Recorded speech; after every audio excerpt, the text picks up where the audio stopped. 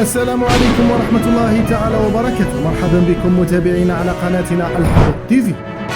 تحية طيبة للجميع وتحية طيبة لكل متابعينا عبر تراب الوطن.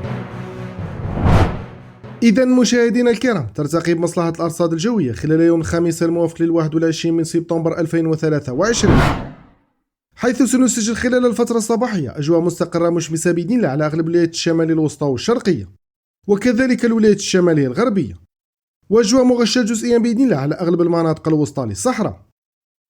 أما خلال أمسية يوم الخميس فسنشهد أجواء من مشمسة إلى مغشاة جزئيا بإذن الله على أغلب الولايات الشمالية، خاصة الولايات الساحلية الغربية وكذلك المناطق الداخلية الوسطى والشرقية، على كل من ولاية وهران، مستغانم، غليزان، شلف، الجلفة، خنشلة، بسة، أم البواقي، سوق هراس، قالمة وولاية قسنطينة، مرفوقة بهبوب رياح قوية نوعا ما قد تصل سرعتها تتعدى 40 كم في الساعة، والتي ستميز خاصة الولايات الساحلية الغربية ابتداء من أمسية يوم الخميس بإذن الله على كل من ولاية شلف، مستغانم وولاية وهران.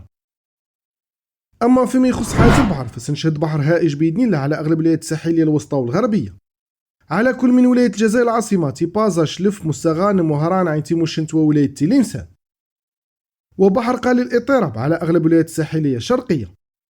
شكرا على المتابعة، ولا تنسى الاشتراك في القناة لنوفيكم بكل المستجدات.